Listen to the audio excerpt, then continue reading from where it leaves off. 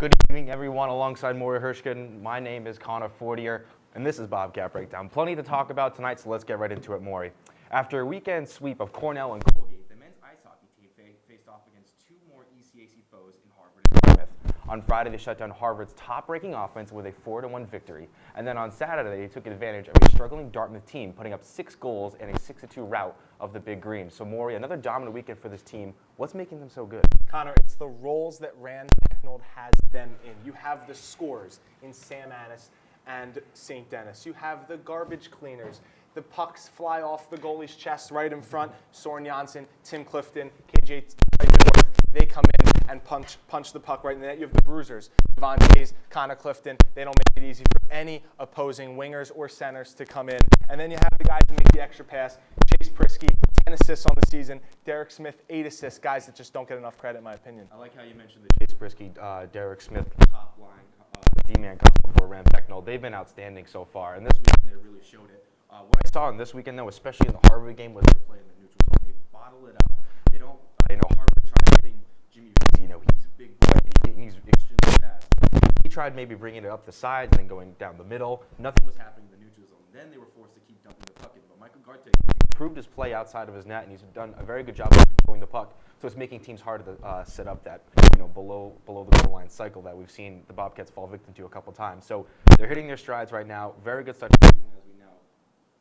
But I really think that are they going to last?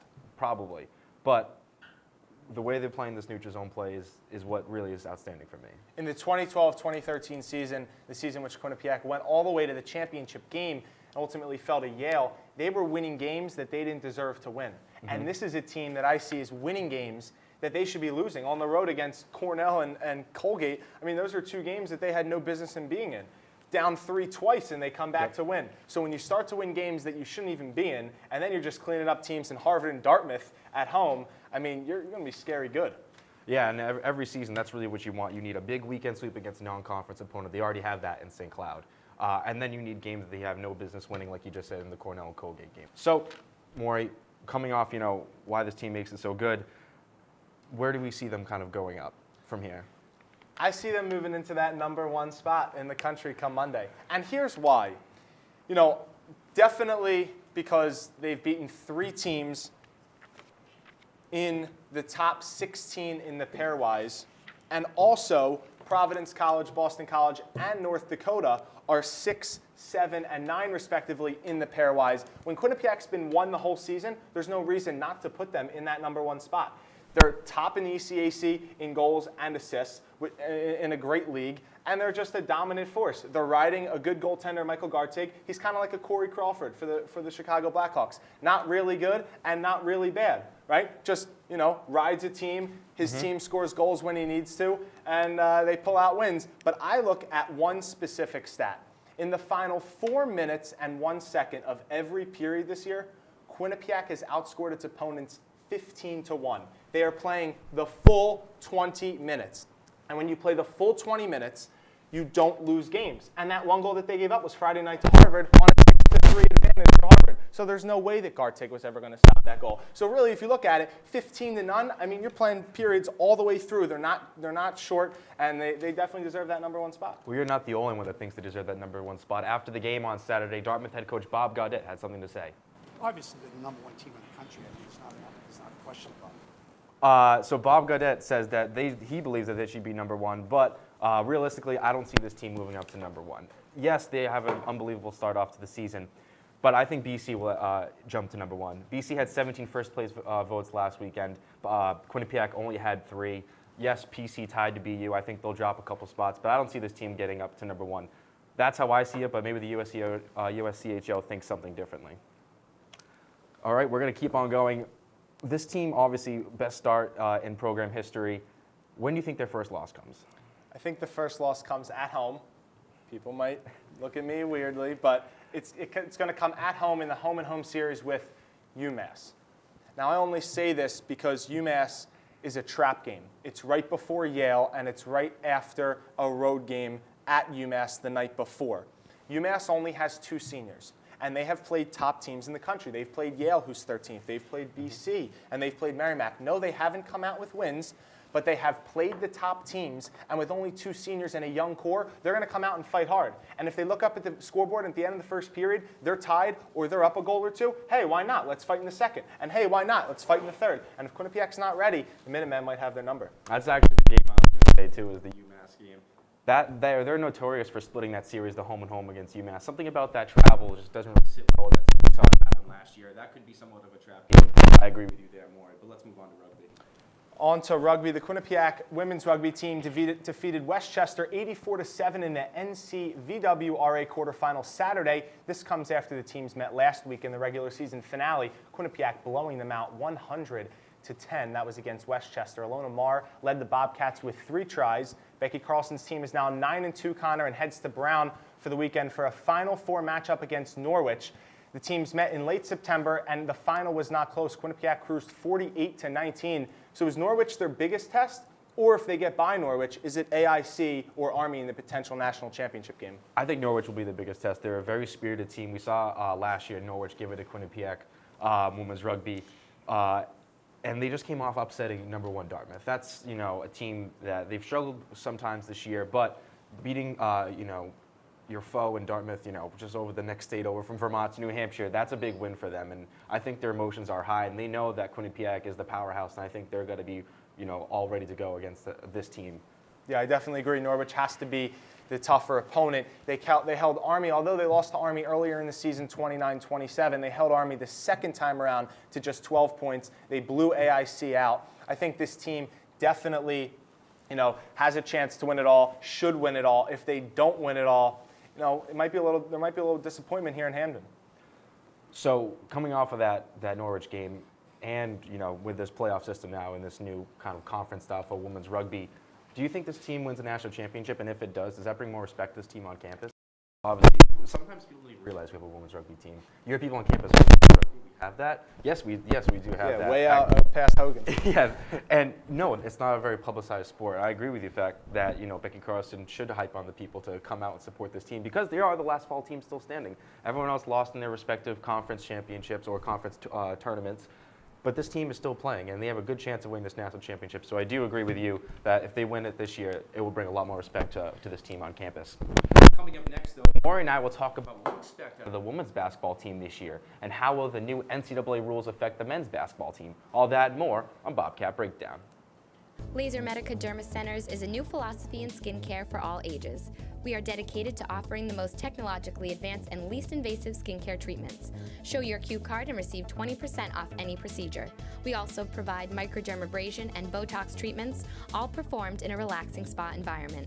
We are conveniently located at 52 Washington Avenue in North Haven, just down the street from Quinnipiac's North Haven campus. Call to schedule a free consultation and find out how Laser Medica can give you smooth, sexy skin all year long.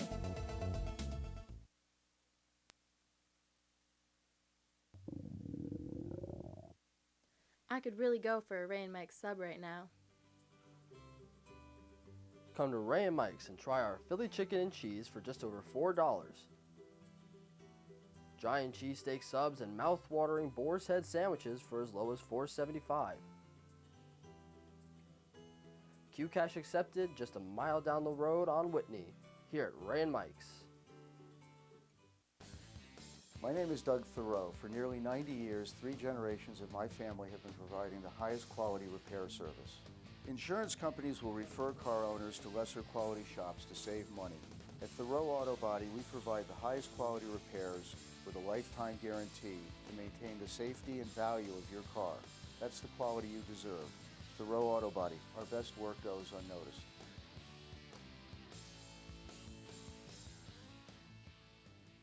Welcome to A Sheer Sensation, North Haven's premier cosmetology service, located at 140 Washington Avenue, minutes from Hamden. We offer an array of services, from basic cuts and colors to lash extensions and formaldehyde-free keratin treatments.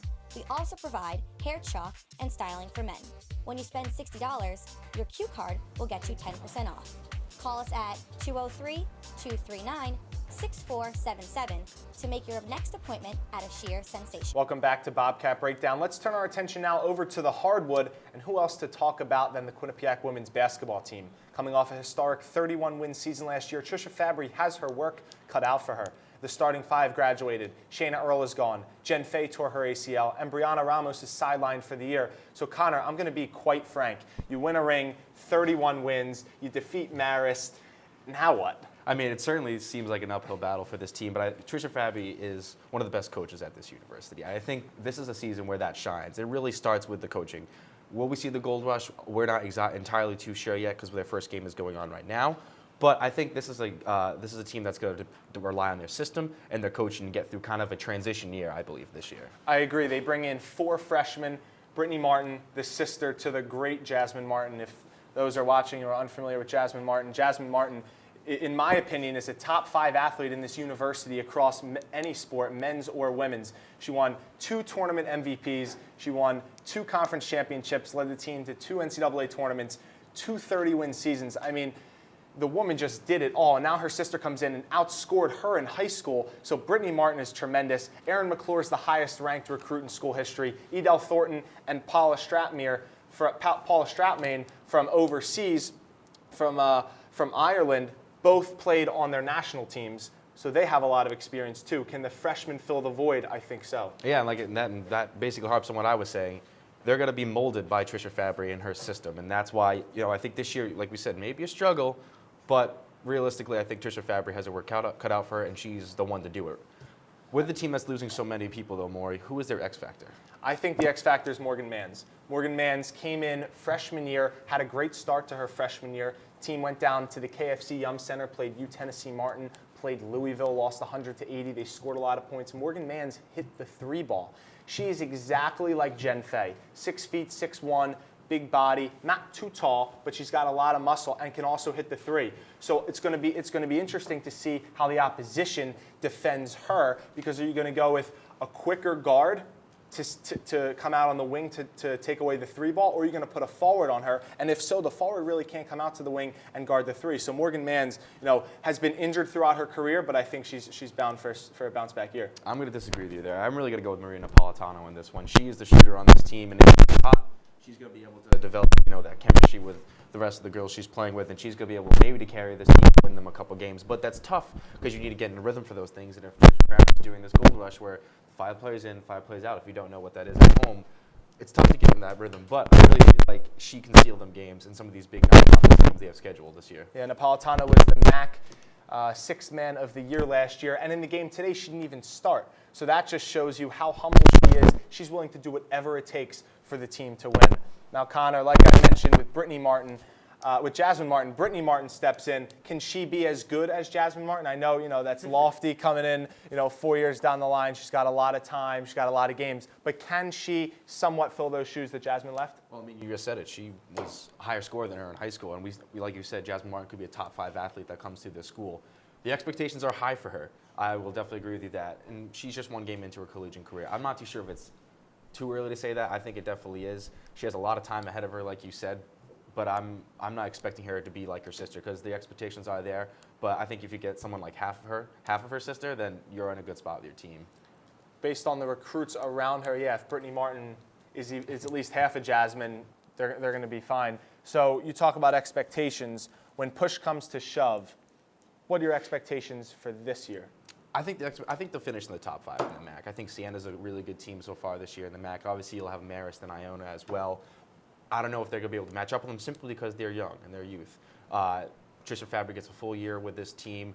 Like I said, molding, kind of getting her to play into their system. I think they're good for years to come. But this year, my expectations are fairly low top 5 isn't fairly low, but for a team that is supposed to compete every year for the MAC championship, I think they probably finish in the top 5. I definitely agree. I think Quinnipiac moves into Albany in March with a first-round bye, top 5 definitely. I think this team is a lot like the team our freshman year 2 years ago. The team finished 14-6 in the Metro Atlantic Athletic Conference. They swept the bottom 7 teams for their 14 wins, and they got swept by the top 3 teams for their 6 losses. I think this team finishes right at about the 14-6, 13-7 mark. If the freshmen prove that they can be great, and Katie Carroll, a senior down low, can mentor Morgan Manns, Aaron McClure, Paula Stratmain, then definitely they could push, 16, 17 conference wins, but I think that 14, 15 range is right about where we're going to see them finish. Moving over to the other basketball team, the men's team started their season off with a 64-76 loss against Sacred Heart in the Connecticut 6 Showcase. Morey, what happened to them on Friday? Well, Gio McLean decided to play in a summer basketball game, score 81 points, have everybody know, and then gets an NCAA sanction to miss a game. We're going to have to wait to see him. But I saw a lot of Jekyll and Hyde, Connor. I saw good things from everybody, and I saw a couple bad things. Most particularly, Danny Harris hit 4 3-pointers. The JUCO transfer is going to aid this team behind the arc all year. He hit 88 3-pointers last year in junior college down in Florida. Quinnipiac was at the bottom of the MAC in 3-point field goal percentage last year at just under 31%. That won't cut it. He's going to help them out big time. Yeah, we always know this team rebound. They out-rebounded Sacred Heart again on Friday night, but didn't really have anything else to show for it. They're a streaky team, and like we were talking about in our pre-production meeting, they like to run the floor, and they like to go back and forth. And I don't know if that's the style they're going to want to play so far this year. Once Gio McLean gets back, though, I think he's only getting a 1-game suspension for that. Yep. He's a ball handler. He wants the ball, and he's better with the ball. So I think that's going to certainly kind of change their style of play differently from what it was against Sacred Heart. So with McLean being a great ball handler, the shot clock is reduced from 35 to 30. Mm-hmm. Now, Quinnipiac lost a lot of games last year. 12 out of its 15 losses came by 6 points or less. So with that reduced shot clock, and possessions are going to be trimmed down. Is McLean that X factor late in the shot clock, or do you see someone else? No, he has to be that X factor. Like I just said, he's the guy that wants the ball. He's going to want the ball, and he's going to make the move to the hole. And he's not the type of player that plays off the ball. He really wants to make that impact directly for himself. And maybe if you get some good movement around him, and then kind of give him the ball later half in the shot clock, once everything is set up within either the key or the outside, that's where Gio will really have his, like you said, X factor for this reduced shot clock. Yeah, Zaid Hurst's game, as great as he was, he averaged close to 20 points a game. He wasn't a number 1 option. It was hard for him to create his own shot. And Usman Jame was a very polarizing player. As great as his 33-point, 13-rebound nights or 27-point, 22-rebound nights where he'd have those 8-point, 8-rebound games, and you'd be like, where is he? So definitely Giovanni McLean is going to provide a big spark. Whether it's off the bounce, he can pull up from 15, or kick out to the wing, Danny Harris, Aaron Hunt, Dimitri Flores, James Ford Jr., the list goes on. Quinnipiac has the shooters. Quinnipiac has the depth. I'm looking at Donovan Smith this year really to make some strides. This kid, Connor, didn't even play basketball in high school. And now he just steps into junior college, averages about 12 and 6, and lands himself a mid-major basketball gig. That's pretty impressive. Yes, him and Chase Daniels in the Sacred Heart game combined for 12 turnovers, but they also combined for 7 blocks. So they're going to be great rebounding at the end of the shot clock. So kind of we've talked about him a lot. What do you think Gio McLean's presence and impact will have on this team? I think it's more than just what is going to be on the court. When he comes on the court, everyone's attention is to him. And the other guys, the role players, they can settle down. James Ford Jr. can lead by example. He can lead with his voice on and off the court. Giovanni McLean is just a security blanket in my eyes. Yeah, like you said, they really didn't have that go-to guy and the person to run the offense in the half court and when they're doing that run and gun style. And now they do have it with Gio. And like you said, it makes those role players easier to fill in what they want to do. Well, when we come back, Connor, we will have an update on the women's hockey team. A home-and-home series with the Princeton Tigers brought more challenges than positives. Connor and I will have our must-watch games of the week and step-up and sit-down performances. We'll be right back. My name is Doug Thoreau. For nearly 90 years, 3 generations of my family have been providing the highest quality repair service. Insurance companies will refer car owners to lesser quality shops to save money. At Thoreau Auto Body, we provide the highest quality repairs with a lifetime guarantee to maintain the safety and value of your car. That's the quality you deserve. Thoreau Auto Body, our best work goes unnoticed.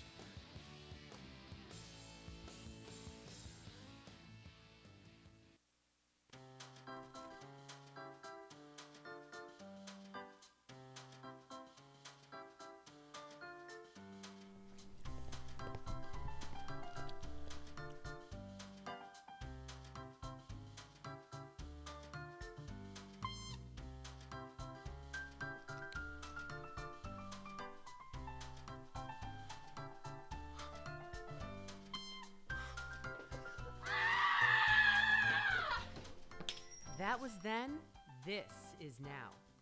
Don't be just a number. Hello, welcome to Chameleon. At Chameleon Hair Color Cafe and Spa, it's all about what makes you feel beautiful. Their professional team is dedicated to helping you reach your customized beauty goals from your head to your toes. Chameleon Hair Color Cafe and Spa, where it's all about what makes you feel beautiful. Welcome to Joya Spa and Salon in Hamden. Whether you want a new look or the perfect wedding day hair, come to us for complete hair and nail care, cuts, styles, updos, extensions, and beautiful dimensional hair color, as well as manis and pedis, acrylics, gels, and shellac. Treat yourself to a facial, a peel, or microdermabrasion. Relax with a variety of massage techniques, including Swedish and hot stone massage. Joya Spa and Salon. Call today.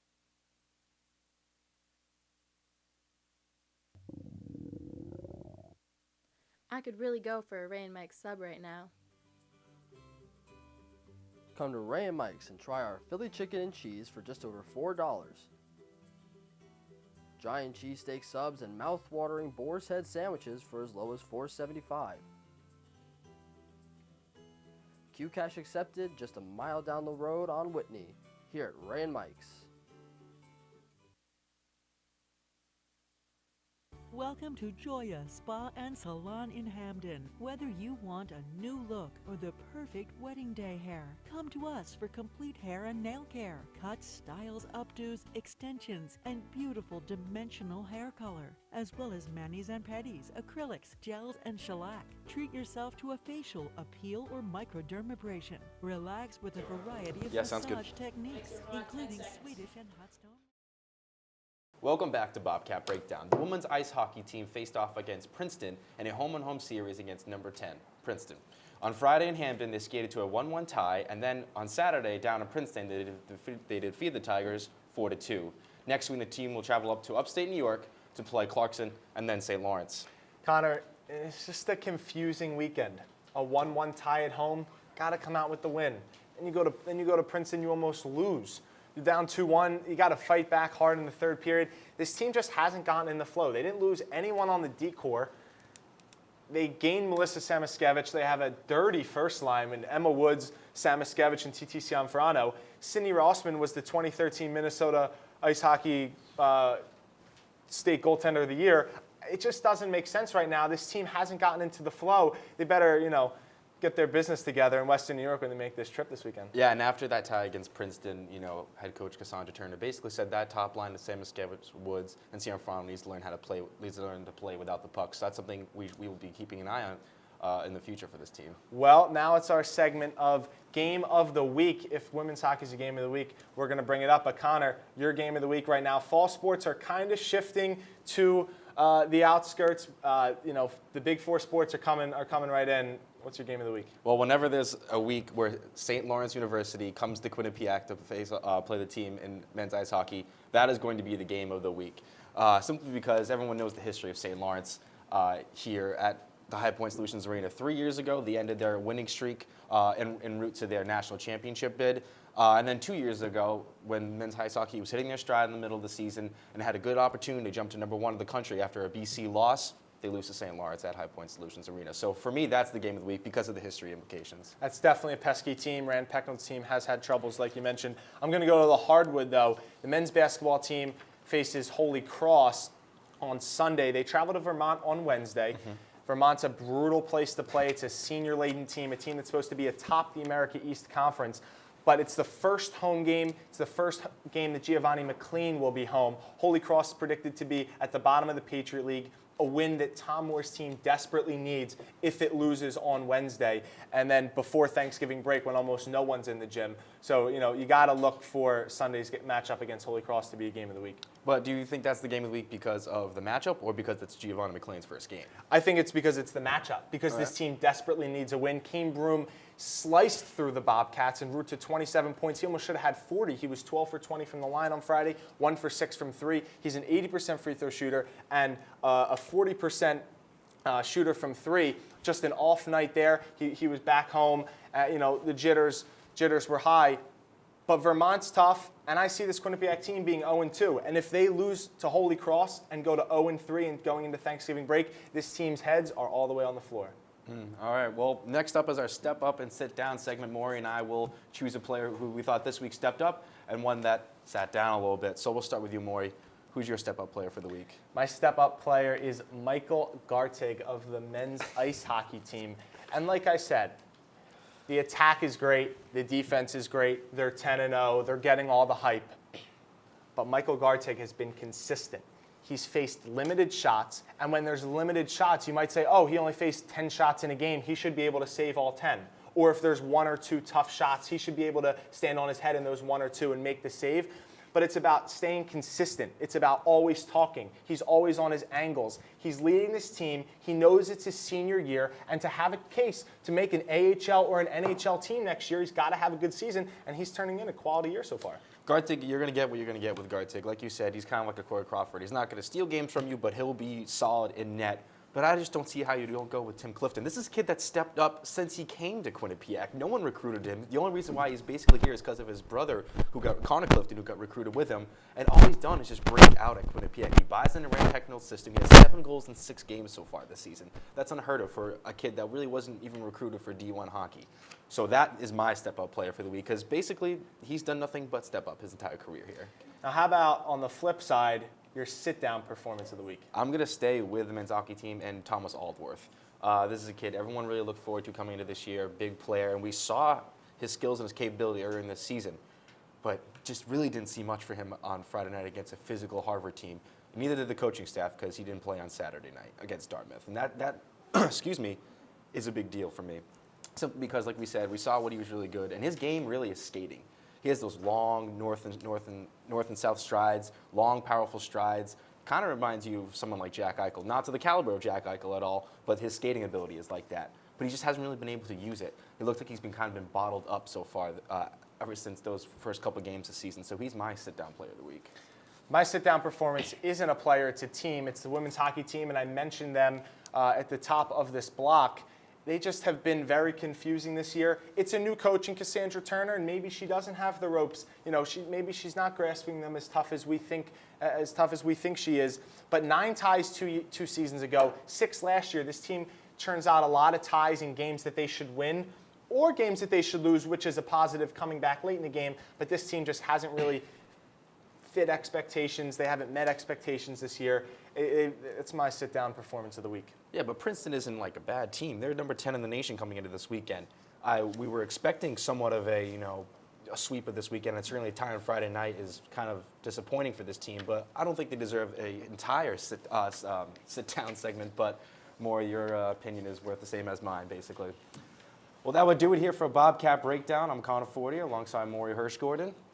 For more information, feel free to check out our websites at q30television.com and theqbsn.com, as well as following us on Twitter at QBSN and at Q30 Sports. For the entire crew, Connor Fortier, I'm Morey Hershgordon. We'll see you next time.